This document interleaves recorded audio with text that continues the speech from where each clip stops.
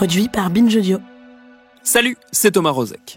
Plus de 5 ans après les attentats de janvier 2015, un procès pour l'histoire va donc s'ouvrir aujourd'hui devant la Cour d'assises spéciale de Paris. Bonjour à tous. L'attaque à l'arme blanche peu avant midi devant les anciens locaux de Charlie Hebdo dans le 11e arrondissement de Paris. Le parquet antiterroriste vient d'être saisi pour tentative d'assassinat en relation avec une entreprise terroriste.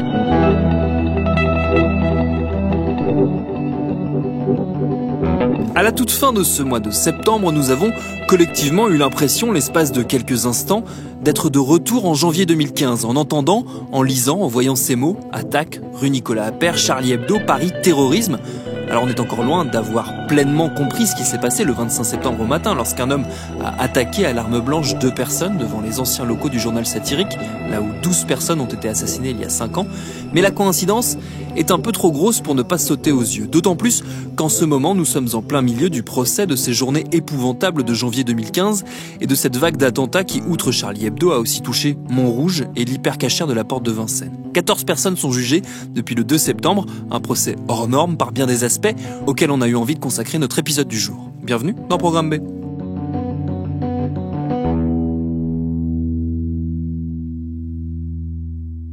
Et celles et ceux qui sont le plus à même de raconter les détails et les spécificités de ces journées d'audience hors du commun, ce sont celles et ceux qui les suivent au quotidien, nos confrères et consoeurs chroniqueurs judiciaires, dont ma camarade Catherine Fournier de France Info, que je suis allé voir au Palais de Justice de Paris, et à qui j'ai demandé, pour démarrer notre discussion, de nous expliquer qui on juge dans ce procès. En tout, il y a 14 accusés, mais il n'y en a que 11 qui sont présents dans la salle d'audience. Il y en a 10 dans le box. Ce sont 2 box vitrées qui se font face, donc 5 de chaque côté, un qui comparaît libre, et on a donc 3 accusés qui sont jugés par défaut. Ayad Boumedienne, la compagne d'Amédi Koulibaly, et les frères Belloucine, Mohamed et Mehdi Belloucine, qui sont donnés pour morts en Syrie. Voilà, tous les 3 sont partis en Syrie juste avant les attentats. Donc eux sont jugés par défaut. Et parmi donc ces accusés, il y en a 2 qui sont jugés pour complicité de crimes terroristes. Mohamed Belloucine, qui donc est absent, et Ali Rizzapola, qui lui est bien présent et le fait rappeler assez régulièrement, puisque c'est vrai que c'est sur lui que les charges les plus lourdes pèsent. Les autres sont renvoyés pour association de malfaiteurs terroristes criminels, à l'exception donc d'un accusé qui comparaît libre, qui lui est juste renvoyé pour association de malfaiteurs. Les magistrats, c'est une cour d'assises spécialement composée, donc ce ne sont pas des jurys, ce ne sont pas des citoyens qui vont juger ces hommes, ce sont des magistrats professionnels. À quoi ça a ressemblé la première journée de ce procès ? Comment ça a commencé ? Alors la première journée, donc c'était le mercredi 2 septembre. C'était une journée, en tout cas du côté des médias, et bon, je pense que c'était vrai aussi du côté des partis, mais très très dense, avec plus d'une centaine de médias accrédités, un nombre d'accusés relativement important quand même. Donc c'était une journée très intense qui en fait, sur le fond, n'est pas la plus intéressante, puisque le président procède à la lecture de la synthèse du dossier qu'il a lui-même effectué, donc c'est assez long, on se replonge dans les faits, mais c'est assez technique. Malgré tout, tous les projecteurs en gros sont braqués sur cette première journée d'audience. Voilà, moi je me souviens en tout cas d'une journée longue, éprouvante et assez tendue. D'un point de vue extérieur, quand on lit les articles, quand on suit les live tweets, quand on n'est pas présent physiquement à l'audience, ce qui ressort, c'est, au-delà de l'investigation des faits qui sont reprochés directement aux accusés, c'est la puissance émotionnelle des journées d'audience, de par le récit qui est fait de ces journées de janvier 2015. Oui, depuis le début donc, de ce procès, c'est vraiment un rouleau compresseur émotionnel. Il y a très peu de respiration en fait, donc tous les témoignages des parties civiles s'enchaînent. Et j'ai rarement, et je ne suis pas la seule, vécu un procès pareil, c'est-à-dire que souvent aux assises, il y a 1 ou 2 moments forts d'audience. Là, c'est 3 par jour. Donc, c'est effectivement très éprouvant. Très éprouvant d'abord pour les personnes qui viennent déposer à la barre, puisque le procès réactive en fait souvent le traumatisme. On voit bien qu'elles revivent à la barre d'ailleurs l'événement. Souvent, elles miment, elles font des gestes, elles pleurent.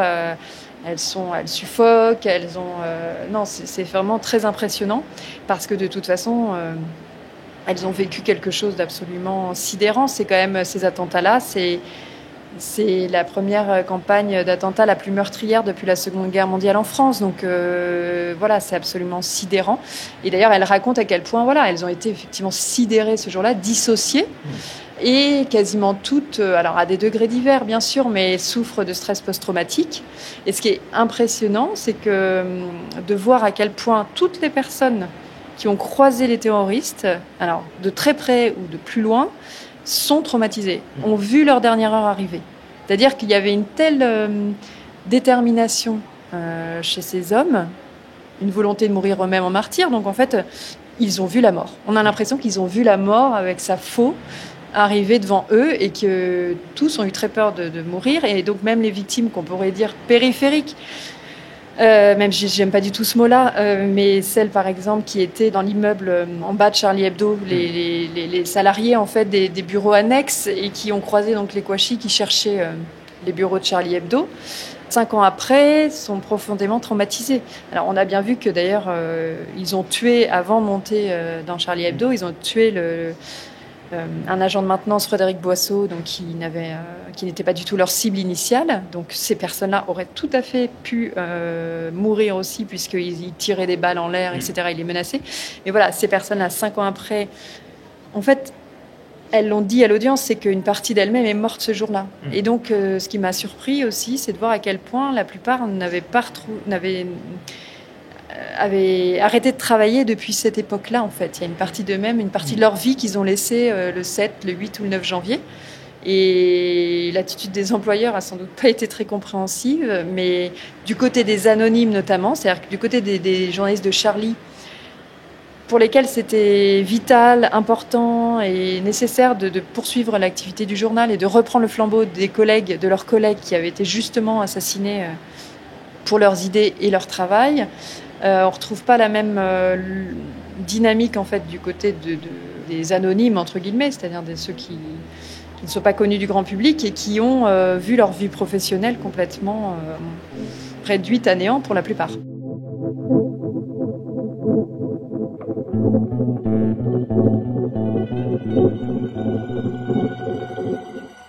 Un des traits saillants aussi de ces journées d'audience qu'on perçoit de l'extérieur, encore une fois, c'est la grande brutalité qu'il y a d'être reconfronté notamment aux images des scènes de crime. Je crois que ça a beaucoup frappé la presse, mais aussi les personnes dans le public, enfin un peu tout le monde, les magistrats, toutes les personnes présentes à l'audience. Pour Charlie Hebdo notamment, les images ont été projetées donc, au premier jour de l'examen des faits. Alors, le président de la Cour a prévenu qu'elles allaient être diffusées. Mais visiblement, la communication autour de la diffusion de ces images n'avait pas été très bien anticipée du côté des parties civiles. Donc bon, certaines ont quitté la salle, mais d'autres qui étaient arrivées en retard n'avaient pas été prévenues. Donc on découvert un peu les images en temps réel. Donc elles ont été assez marquées. En fait, c'est vrai que voilà, on a vu cette scène de crime, cette scène de guerre même. Et ce qui est frappant, c'est que depuis 5 ans, avec tous les récits qui en avaient été faits, on avait projeté des images, chacun, que ce soit les journalistes, les avocats, n'importe quel Français, je pense, avait visualisé cette fameuse scène dans la rédaction de Charlie Hebdo. Et là, les images ont été plaquées sur ces représentations. Et elles sont évidemment extrêmement violentes. Et donc elles étaient accompagnées et légendées, si je puis dire, par le discours un peu clinique de l'enquêteur, qui justement d'ailleurs permettait de se raccrocher à cette voix qui décrivait de façon assez froide et mécanique les corps par terre, les douilles. Sur la scène, il y avait des cavaliers. Les cavaliers, c'est ces petites pièces jaunes qui servent à marquer les indices. Donc c'était parsemé de cavaliers. Et on progressait comme ça dans la rédaction avec ces photos panoramiques qu'on peut, et en 3 dimensions, où on peut bouger, progresser. Et donc, ce qui était très dur, c'était de voir effectivement ces corps enchevêtrés, que Philippe Lançon, d'ailleurs, décrit très bien dans son livre. Donc, Philippe Lançon, le journaliste qui a été grièvement blessé, qui n'est pas venu, lui, à l'audience, parce qu'il n'en a pas ressenti le besoin. et qui parle du tableau de Matisse, la danse de Matisse, mais une version noire du tableau de Matisse. Et c'est vrai que c'est assez terrible. Et je pense que pour le plus dur, c'est pour ceux qui connaissaient ces personnes-là personnellement. Il y a eu beaucoup de témoignages extrêmement poignants et frappants durant ces journées. Beaucoup ont été rapportés. C'est quoi ceux qui vous ont marqué le plus, même si je ne sais pas si c'est facile de piocher tellement il y en a eu? Oui, alors il y a tellement de témoignages forts qu'effectivement on pourrait tous presque les raconter. Il y a d'un côté les témoignages donc des survivants, des rescapés, même si d'une certaine manière tout le monde est un peu le statut de survivant, même ceux qui ont perdu un proche et qui n'étaient pas là. Donc il y a le témoignage des survivants d'un côté, le témoignage des familles. Alors du côté des témoignages des rescapés, celui de Coco m'a beaucoup marqué parce que je l'ai trouvé vraiment très poignant. On est avec elle en fait ce jour-là, ce 7 janvier, quand elle descend fumer sa cigarette, qu'elle entend les frères Kouachi l'appeler Coco, Coco, et qu'elle se demande qui sont ces hommes armés, encagoulés, ça bascule complètement à cet instant-là. Et on est vraiment avec elle, en fait, quand il la suivent dans l'escalier, qu'il lui demande de monter jusqu'à la rédaction de Charlie Hebdo, qu'il lui disent qu'il la tienne en joue, voilà, qu'il la menace de leur Kalachnikov. Et elle raconte comment elle se trompe d'étage, en fait, parce qu'elle est complètement paniquée et dissociée. Et donc, elle mime à la barre la façon dont elle se baisse et elle met ses mains au-dessus de la tête en disant « Excusez-moi, désolée, Elle a peur qu'il la tue, bien sûr, à ce moment-là. Et donc, ils lui disent pas de blague, sinon on te descend. Et donc, elle reprend ses esprits, elle remonte au bon étage et elle fait le code. Et son témoignage s'arrête pas là, puisque de toute façon, après, elle va se réfugier. Mais en fait, ce qui est étonnant, c'est d'écouter son témoignage et de voir après, en fait, la vidéo qui a été diffusée, la vidéosurveillance, où on voit la scène d'un autre point de vue. On est à l'intérieur et on la voit rentrer dans Charlie Hebdo, poussée par les terroristes. Et on voit la violence, en fait, de la scène. Donc voilà, elle raconte à quel point... Après, elle essaye d'aider ses collègues elle se réfugie, elle se cache, et après, elle essaye d'aider ses collègues, mais elle est complètement désemparée. Elle a pris des cours de secourisme, mais elle ne sait plus quoi faire. Et de toute façon, ses collègues sont gravement blessés, donc c'est pas même un garrot ne suffit pas. Donc voilà, je l'ai trouvée vraiment, vraiment touchante. Et du côté des familles de victimes, j'ai été très touchée par la femme de Tignou, du côté de Charlie Hebdo, qui, malgré le chagrin, on sent tient à faire perdurer le flambeau de son mari dessinateur, l'état d'esprit, pas de tristesse à la maison, cette philosophie en fait de la vie. Et du côté des victimes de l'hypercachère, il y a eu aussi des témoignages très durs, notamment la veuve de Philippe Braham, qui est donc qui a été exécuté de 2 balles par Amédi Koulibaly, tout début de la prise d'otage. Le terroriste a pris soin, l'a tiré, lui a demandé son nom. Et en fait, on ne sait pas s'il l'aurait tué quoi qu'il arrive, mais le patronyme Braham a signé son arrêt de mort.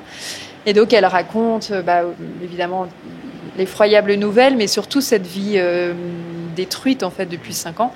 Elle dit que son mari était le pilier de sa vie et qu'elle est morte avec lui aujourd'hui. Donc on retrouve toujours en fait ces gens-là ont survécu à l'attentat, qu'ils aient été face aux terroristes ou qu'ils aient été des proches des victimes, mais en fait ce sont des survivants avec des vies brisées quoi. C'est toujours intéressant dans ces procès, surtout ceux avec une forte charge émotionnelle, de garder un œil sur les réactions des personnes qui sont dans le box, donc des accusés. D'autant plus que là, j'ai cru comprendre qu'il y avait eu des moments assez étonnants. Tout le monde a beaucoup rapporté le fait que certains avaient rigolé devant les dessins de Charb qui avaient été projetés. Alors effectivement, ce qui est là aussi la particularité de ce procès, c'est que donc il y a la salle d'audience principale, mais avec les règles sanitaires et les règles de sécurité, on ne peut pas être trop nombreux. Donc il y a un nombre de journalistes maximum qui est de 20. Il y a 2 places réservées pour les journalistes de Charlie Hebdo, bien évidemment. Donc on ne peut pas toujours être dans cette salle d'audience, alors que c'est vrai que c'est là où on voit le mieux les réactions des accusés dans le box. Réactions qui ne sont pas toujours forcément facile à percevoir, puisqu'ils sont masqués, comme toute la cour. Alors moi, ce jour-là, je n'étais pas dans la salle d'audience principale. Je regardais les caricatures dans la salle d'audience de retransmission. Au départ, il y en avait 3. Après, ils en ont fermé puisqu'il n'y avait pas assez de monde. Et donc, je n'ai pas vu les accusés rire. Mais mes collègues me l'ont rapporté. Et effectivement, certains se sont poilés devant les dessins de Charb, dont l'un représente une femme en burqa, elle est fesses à l'air, en disant « je fais ce qu'il me plaît ». Donc, on voit bien ces moments qui peuvent paraître à la fois des moments de vérité, des moments d'absurdité, dans un procès comme celui-ci. Ce qui a été étonnant, c'est que pendant une longue période, on ne les a pas entendus. Alors, il y a d'abord eu l'interrogatoire de personnalité, donc ils ont parlé de leur parcours, on a commencé par là. Mais après, pendant toute la phase Charlie Hebdo, des parties civiles, on ne les a pas entendus. Et donc, on avait l'impression qu'il y avait un peu deux procès, avec le procès avec de l'émotion, et puis le procès judiciaire qui était un petit peu comme si le box avait un peu disparu et qu'on voyait que la barre. Donc les premières paroles qu'ils ont prononcées, je ne me rappelle plus exactement quel jour c'était, mais le président a fini par leur demander de s'exprimer à la fin d'une certaine série de témoignages. Et eux, c'est leur ligne de défense depuis le départ. Ils ont fait part de leur effroi, d'avoir découvert ces images-là, d'avoir entendu ces témoignages. Il y en a un qui a été très marqué, Amar Hamdani, qui a été très marqué par le témoignage de Sigolène Vincent, qui est une journaliste de Charlie Hebdo, qui a vraiment... c'était... Il faut bien le dire, les réactions des accusés à ce moment-là, c'était un moment très fort. Parce qu'il y avait enfin une confrontation, enfin une sorte de ce mélange qui est propre aux assises, qui est parfois violent, mais qui est nécessaire entre les accusés d'une part et les parties civiles de l'autre. Voilà, donc ça, c'était un moment important. Et la particularité aussi, c'est que les accusés, la plupart, ne connaissaient pas les frères Kouachi.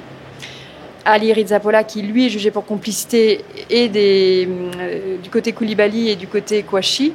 Mais la plupart, à part un ou deux qui ont croisé Saïd Kouachi, la plupart ne les connaissaient pas. C'est vrai c'est le réseau d'Amédi Koulibaly qui est dans le box, bien plus que celui des Kouachi. Donc, en tout cas, les premiers temps, c'était plus facile pour eux, entre guillemets, la posture était plus simple, puisqu'ils pouvaient se retrancher derrière le fait qu'ils ne le connaissaient pas. Depuis qu'on a commencé à aborder les faits d'Amédi Koulibaly, c'est plus compliqué. La difficulté, quand on suit ce genre de procès et qu'on en rend compte, surtout, c'est de réussir à garder la juste mesure entre la puissance émotionnelle et le fond, l'affaire jugée réellement. Comment est-ce qu'on fait, très simplement ?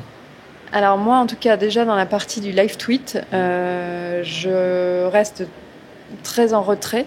C'est-à-dire que je ne commente pas ce que j'écris, je rapporte les propos qui sont tenus et avec le plus de neutralité possible en m'attachant aux faits. Alors c'est vrai, quand il y a un témoignage fort du côté de la partie civile, on va davantage s'autoriser peut-être à le dire de façon sobre. Mais en plus, moi, je prends souvent mes notes d'abord.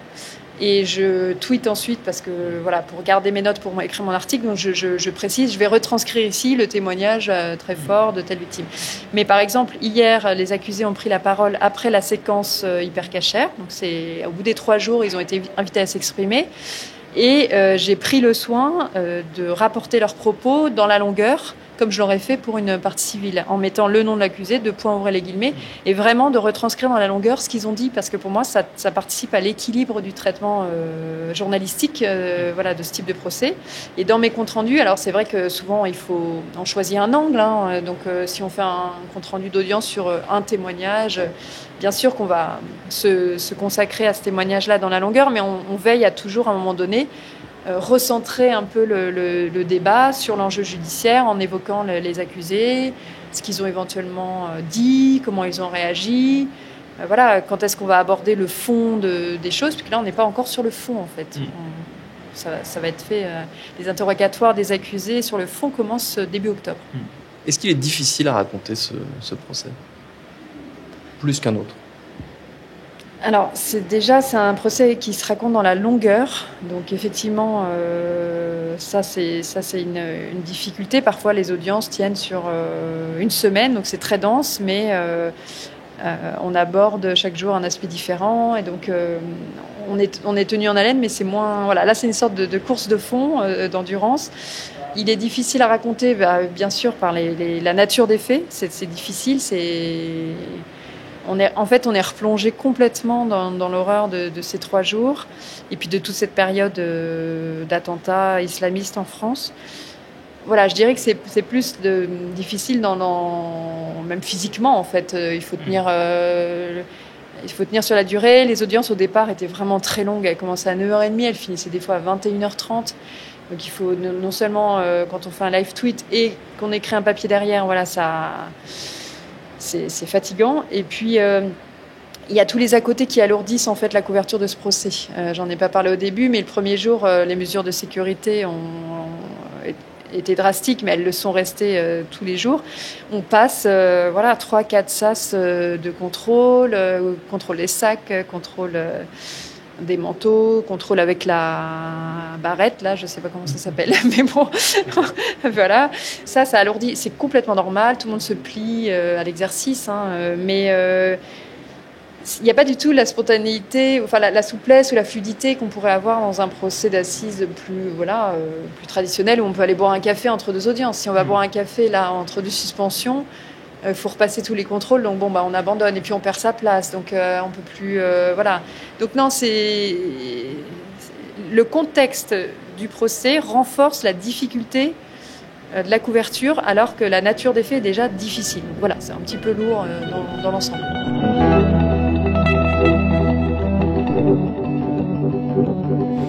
Et si vous voulez suivre au quotidien ces audiences hors normes, je ne peux que vous conseiller de vous abonner sur Twitter aux différents comptes des journalistes qui font un travail de live tweet remarquable, notamment, évidemment, notre invité. Son compte, c'est @CatFournier. Merci donc à Catherine Fournier pour ses réponses. Programme B, c'est un podcast de Binge Audio préparé par Lauren Bess, réalisé par Mathieu Thévenon. Abonnez-vous sur votre appli de podcast préféré pour ne manquer aucun de nos épisodes. Facebook, Twitter, Instagram si vous voulez nous parler. Et à demain pour un nouvel épisode.